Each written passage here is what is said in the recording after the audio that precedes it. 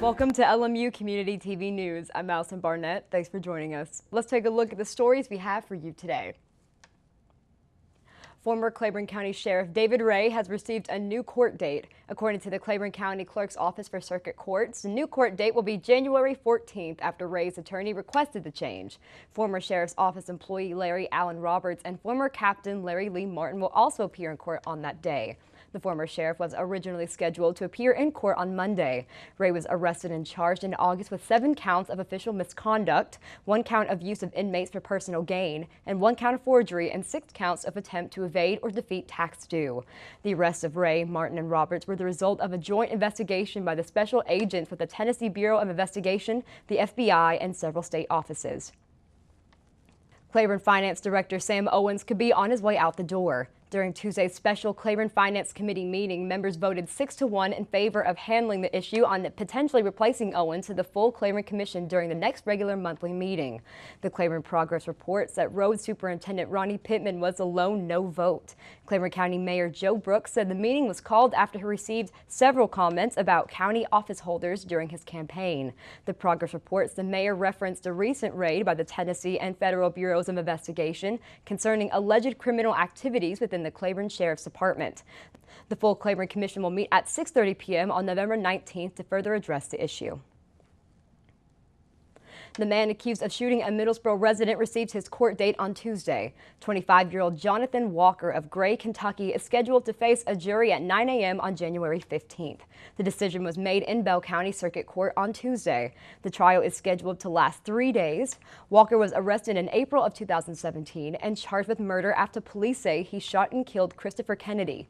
Kennedy's body was found inside his Middlesboro home with 2 gunshot wounds. Walker was already in custody on the charge of intimidating a participant in the legal process when police served him a warrant for murder following the investigation. Reports state that Walker was originally held in the Bell County Detention Center before being moved to Leslie County. A Norton, Virginia man arrested for a murder in Lee County has waived his preliminary hearing. WCYB reports the case against 25-year-old Leon Tyler Smith will now be bound over a grand jury. Smith was arrested 3 days after 34-year-old Lee David Litz was found shot inside his Pennington Gap home on August 28th. Litz later died at an area hospital. According to reports, witnesses told investigators they saw Smith running away from the home after the incident. According to the Virginia State Police, ammunition found inside Smith's home matched the shell casings found at Lipp's property. A Middlesboro native was recognized for his time in the military recently. Retired Colonel James Montgomery was honored at Eastern Kentucky University after being entered into their Hall of Distinguished Alumni during homecoming weekend. Montgomery turned his ROTC experience and Eastern Kentucky education into a highly decorated 26-year military career. He served during the Vietnam War and commanded a 200-man unit. Montgomery later served as Director of Quality Control for the Worldwide Defense Communications System and as Director of Satellite Communications Engineering. In the mid-1980s, Montgomery was the Department of Defense's point of contact to the office charged with developing satellites for navigation. He was also the Department of Defense point of contact to the Strategic Defense Initiative Office. Today, Montgomery and his wife are heavily involved with Mission of Hope. He has been a John Deere franchisee in Knoxville for 7 years. Now let's take a look at your community calendar of events coming up over the next couple of weeks. The LMU players will be performing Our Town during a dinner theater production on November 1st through the 3rd and November 8th through the 9th, beginning at 6 p.m. at the Cumberland Gap Convention Center. Dinner tickets are $20 each. Non-dinner tickets purchased in advance are $7 for college students and $5 for high school students, and free to LMU students, faculty, and staff with ID. Children under 12 are also admitted for free. Non-dinner tickets are $10 at the door at first-come, first-served basis. The play begins at 7 p.m. For more information, contact Joe Gill at 423-869-6265 or email at joseph.gill@lmunet.edu. Order tickets online at everbright.com. A soup bean dinner and silent auction will be held at T&T Elementary School on Friday, November 30th. The event is serving as a fundraiser for Earl Yeary's battle against stage 4 cancer. Dinner will be served from 6 p.m. to 7:30 p.m. Tickets are $6 for adults, and children 6 and under eat for free. That was your community calendar. We're now moving on to your LMU Community TV News 5-day weather forecast. Thursday is looking to have a 50% chance of showers in the afternoon with cloudy skies to start your morning off. The high for Thursday morning will be 57, and as the day goes, it will increase to 62. Looking at your 3-day planner, Friday will be cloudy with a high of 53, and Saturday will be partly cloudy with a high of 55. Moving to your 5 days, Sunday is looking to be partly cloudy with a high of 59. Monday will also have a 50% chance of showers with a high of 61 degrees. Now's a quick recap of your 5-day forecast, but stay with us as coming up after the break, Brandon Burke will be bringing you your sports report right here on LMU Community TV News. Hi, I'm Dr. Shields, and I'm a physician and the medical director at LMU Medical Clinics. This is a brief announcement about keeping LMU and you healthy during the upcoming flu season. Influenza, or flu for short, is a virus that causes fever, body aches, and upper respiratory symptoms like cough, runny nose, and sore throat. It is transmitted through the air and can even be spread on objects touched by someone who has the flu. The virus spreads easily from person to person and is most active from October through March. There are 3 things you can do to prevent becoming ill with the flu. First, get vaccinated. The most effective way of preventing the flu is to get the flu vaccine every year. The vaccine does not give you the flu or make you sick. The vaccine may not be 100% effective, however, it does offer significant protection and lessen the symptoms should you get the flu. The CDC recommends everyone 6 months and older be vaccinated before the flu season begins. Number 2, wash your hands. Stop the spread of germs and protect yourself with frequent hand washing with soap or alcohol-based hand sanitizer. And third, if you are sick, stay home. Should you become ill with flu-like symptoms of fever, sore throat, cough, limit your contact with others. Schedule an appointment as soon as possible with LMU Medical Clinic or your healthcare provider. There are antivirals that may be indicated if started within 48 hours of symptoms. Stay home until you are fever-free for 24 hours without over-the-counter medications like Motrin or Tylenol. I'm Dr. Shields, and this has been a brief announcement about keeping LMU and you healthy during the upcoming flu season. What do we know about learning? It takes place beyond the pages of a book. We learn by exploring, by trying new things, by connecting, by sharing.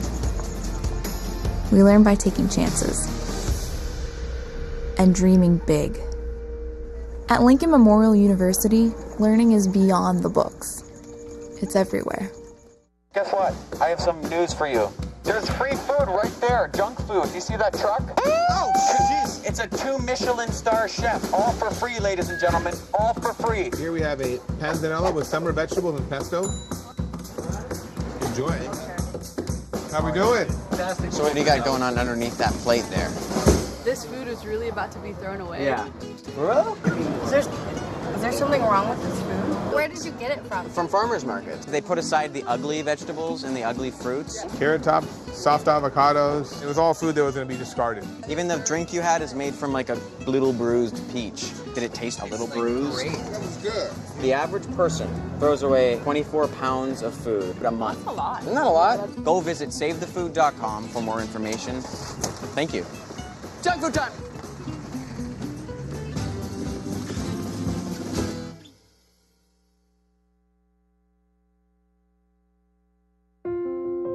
I love taking care of my mom. It wasn't easy at first.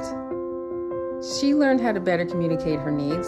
And you learned how to not ignore yours. I discovered how to make healthier meals. And I discovered how much I enjoyed them. Becoming a caregiver is a learning experience for everyone. Find articles, tips, and tools from experts and others who have been in your place. The Caregiving Resource Center at aarp.org/caregiving.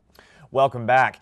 Just as the men's team had 7 days earlier, the Lincoln Memorial Women's Golf Program closed out their fall schedule on Tuesday afternoon, doing so in a positive manner, placing 4th at the Jekyll O'Lantern Intercollegiate in South Carolina out of the 15 groups competing. The Lady Rail Splitters, determined to reach their third top 5 finish of the year already, did so thanks to a final round score of 24 over par 312, accounting for a 45 over grand total of 621 in the 36-hole event. Ultimately 24 strokes back of the Jekyll Island champs Columbus State, Lincoln Memorial just edged fellow South Atlantic Conference school Queens by a single shot to earn 4th place. Another SAC unit taking 3rd, that being Carson Newman. Unsurprisingly, the Lady Rail Splitters were carried to the top 5 largely on the performance of senior Lisa Malherbe, the Mount Juliet product, collecting her 3rd straight top 3 finish individually, carding rounds of 75 and 74 to reach a tie for 3rd. Harper Cherry and Ella Morton would also help LMU's cause by landing in the top 25, Cherry tying for 16th with rounds of 76 and 78, while Morton tied for 23rd with rounds of 77 and 79 in her first appearance in the starting 5. After seeing the State Farm Intercollegiate, the intended season opener, get canceled due to inclement weather, the Lady Rail Splitters raced through their fall schedule rather convincingly, the biggest highlight of 2018 thus far being a 3rd-place run-through at the Mars Hill Invitational. Good news for Lincoln Memorial, seeing as how that event took place at the future site of the SAC Championships later in the spring. With 2 more top 5 credits to their fall resume, backed up by another tremendous semester from Malherbe in her final season with the Blue and Gray, LMU will await the beginning of the second half of the campaign to be held in early 2019, with the men's unit set to do the same.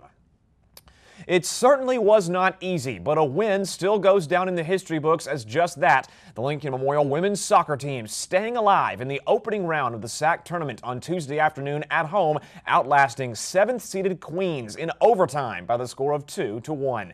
The Lady Rail Splitters, who achieved the number 2 seed in the postseason thanks to a marvelous month of October, saw their streak of 3 consecutive shutouts come to an end. In fact, that streak was snapped right from the gun, but it did not stop LMU from collecting their 4th W in a row, winning 7 of their last 8 in all. It was the first time that Lincoln Memorial advanced to the postseason since 2015, their first hosting bid since 2014, and thanks to the overtime heroics of junior college transfer Itzel Ballesteros, LMU moves on to the SAC semifinals for the first time since 2013. The LA native grabbing an assist in the team's first goal of the day, doing it herself later on to avoid the upset.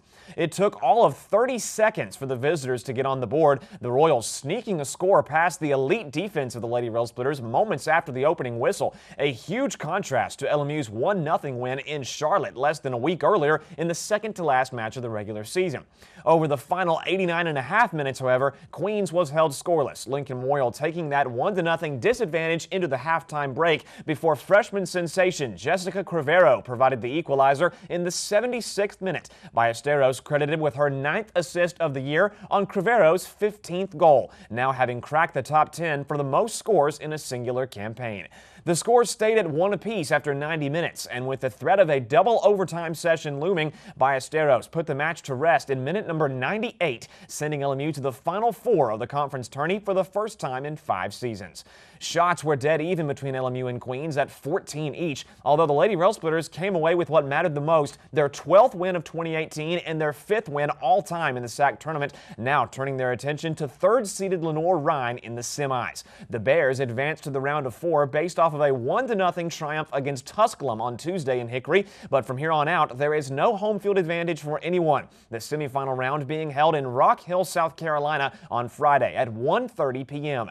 LMU got the better of LR in their lone meeting earlier this year on October 13th, downing the Bears 2-1 on the road. And should Lincoln Memorial make it 2 straight in the series and move on to Sunday's SAC title match, they will face either Catawba or Carson Newman. First things first, however, and that's Friday's battle with the Bears. You can tune in to www.lmurailsplitters.com throughout the weekend to find out if indeed LMU keeps on rolling with the conference tournament trophy getting closer and closer. And Tuesday afternoon was a glorious one for the Lady Rail Splitters, although it was quite the opposite for the LMU men's soccer squad, hitting the road for their conference tournament quarterfinal bout in an eventual 2-1 loss to 4th-seeded Anderson, falling to the Trojans despite a valiant comeback effort after falling behind by 1 goal. The Rail Splitters, who had their opportunity of hosting the first round of the postseason vanish after a scoreless draw in double overtime at Newberry in Saturday's finale, met with Anderson as the number 5 seed, seeing as how the Trojans knocked off top-seeded Lenoir-Rhyne the same day that LMU tied with the Wolves. Speaking of ties, that's exactly what came to pass in the Rail Splitters' first outing with Anderson back in September in Knoxville, although there can be no such finish in SAC tournament play. Early on, it looked as though Lincoln Memorial wouldn't let that question even sink in. Freshman midfielder/forward Danilo Seglio recording his second strike of the season on an assist from Miguel Reyes in the 22nd minute, giving LMU the 1-0 advantage. It would not last long, however. The Trojans answering back just 7 minutes later to enter intermission, still unresolved at 1-1. With the possibility of OT creeping further, Anderson guided in what turned out to be the game-winning goal in the 81st minute on Tuesday, eliminating the Rail Splitters from the SAC tourney. The Trojans held a slim 15-14 lead in total shot attempts, and even with multiple scoring chances turning their way after going down by 1, LMU could not extend the match and must now wait until the weekend has passed and other conference tournaments complete, awaiting their fate as to whether or not they will gain entry into the NCAA tournament for the second straight time. Standing at 8-4-4 overall, along with a 5-2-3 South Atlantic Conference distinction, it will be a very nervous time for Lincoln Memorial now that they have been eliminated, waiting to hear their name called for the selection show in the coming days. And it seems that the LMU Women's Volleyball Club has hit their stride at exactly the perfect time, visiting Holt Fieldhouse in Jefferson City on Tuesday evening for another chapter of the Carson-Newman rivalry, running the Eagles off their own floor en route to a 3-0 sweep, the Lady Rail Splitters' third win in a row overall. Not only did Lincoln Memorial stroll into a hostile environment and pick up 3 straight set victories by scores of 25-21, 25-22, and 25-22 again, but LMU has now collected a win in 9 of their last 11 contests, going 8-1 overall in their past 9 outings. In terms of total offensive production, the Lady Rail Splitters and Carson-Newman were nearly identical. The Blue and Gray with 35 kills on a 198 hitting clip, and the Eagles 2 better with 37 Ks on a 190 attack percentage. The difference on Tuesday was the mountain of errors that CN possessed, combining for 37 miscues, including 9 service errors and 7 ball handling mistakes. Lincoln Memorial capitalized on this by staying the course when on offense. Although not overpowering in their attack, they boasted 5 players who reached at least 5 kills. Redshirt junior Riley Storms was the most productive with 8 along with 6 digs, Kai Wiesman contributing 7, Danielle Gedd notching 6, and the duo of Lindsay Nartker and Tone Gill combining for 10 at 5 each. Senior Erica Whitaker provided a match-best 24 assists in the victory, while freshman Emily Walter secured 25 assists, 5 digs, and 2 blocks, completing the season's sweep over Carson-Newman while improving to 39-19 in the all-time series against arguably their most storied rival. The Lady Rail Splitters improved to 17-7 this season, along with a 13-5 mark when taking on South Atlantic Conference opposition, sitting comfortably in 3rd place across the latest league standings. A regular season closing weekend awaits LMU on Friday and Saturday for 2 more Trude Road matches, battling Coker and Wingate in a 48-hour stretch, as Lincoln Memorial is on fire with the SAC tournament now in view. As always, you can visit LMURailsplitters.com for more information regarding LMU athletics across the fall semester, as women's volleyball is gaining loads of momentum. And the 2018 high school football journey has reached the end of the regular season, at least in Tennessee and Kentucky, as Virginia closes their schedule out this weekend, meaning it's playoff time for the former 2. With every team in Kentucky gaining access to the postseason regardless of record, and with 4 teams in Tennessee still alive around the tri-state area, let's take a look at all of your playoff matchups in the Volunteer and the Bluegrass states, including Week 11 for the Commonwealth State. Starting in Tennessee, a lopsided win at North Greene last Friday allowed the Claiborne Bulldogs entry into the Class 3A bracket with a 2-8 record, although in order to keep going, they will have to take down Goliath. Traveling to undefeated Alcoa, the 10-0 Tornadoes hosting CHS in Round 1 action. After completing their most successful season this century, 6-4 Union County finds themselves in the playoffs for the first time since 2004, facing off against another undefeated team in the form of Anderson County on the road in Class 4A on Friday. Thanks to a successful regional performance in an otherwise stagnant campaign, 3-7 Hancock County will be hosting the opening round of Class 1A's postseason this weekend, meaning 8-2 Oliver Springs. And the Jellicoe Blue Devils, still breathing despite only 1 win next to their 9-loss resume, they visit 6-4 Coalfield on Friday, also in Class 1A action. Moving on to Kentucky, the Bell County Bobcats, who have emerged as one of the favorites in Class 3A thanks to a terrific 9-1 overall record, host 4-6 at Still County in the opening round of the postseason, while both Middlesboro and Pineville hope to end a pair of long losing streaks in must-win scenarios. The Yellow Jackets, currently riding an 8-game losing streak in a 1-win season, visit juggernaut Shelby Valley in Class 2A. The Wildcats coming in at 9-1, and the Mountain Lions, losers of 5 in a row, they hit the road in Class 1A at 4-6, visiting 8-2 Pikeville in round number 1 of the postseason after a bye week. And lastly, in Virginia, with their playoffs in sight on the strength of a 7-2 record, having won their last 4 consecutive, the Thomas Walker Pioneers head to J.I. Burton in the 2018 finale, and the Lehigh Generals hope to close the year on a high note, looking to put an end to a 4-game losing slide on a 2-7 record, traveling to Abingdon to face the Falcons. Be sure to stay updated with LMU Community TV Sports next Monday as we recap all the matches from around the area, as Virginia's playoff brackets will then be set, and across Tennessee and Kentucky, some teams may still be in the hunt, while others will be permanently knocked out. And that is all for sports on Halloween, but stay tuned as more LMU Community TV news is on the way right after this. So we were walking to school. I started thinking about lunch. Mom packed me turkey and cheese. She's I really smart. want cheese pizza. Sometimes her mind wanders. We should have a sleepover. I remember saying, Laura? I think I heard Mom say something. The sign says don't walk. Sometimes it's so overwhelming. I really hope she doesn't have I really another hope I bad don't day have at another school bad day at today. school today. When you can see learning and attention issues from their side, you can be on their side. Go to understood.org, a free online resource with support and tools to help your child thrive. Here we go. We're gonna go out there in the rain. We're gonna get wet. All right, here we go.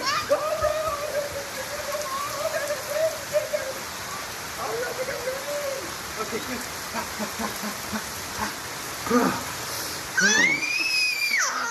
Oh yeah, yes. So much fun. Mwah. We're getting so wet.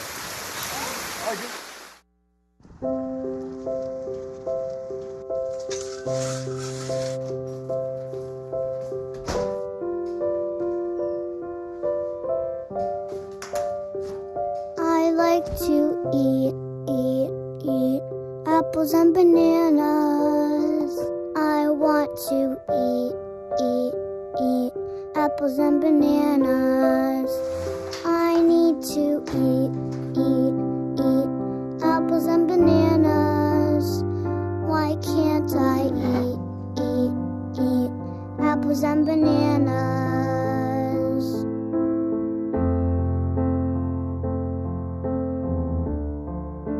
One in 5 children struggles with hunger in America. Support the Feeding America nationwide network of food banks to help provide meals to those in need. Join us at feedingamerica.org. Thanks for watching LMU Community TV News. I'm Malcolm Barnett, and have a safe and spooky Halloween.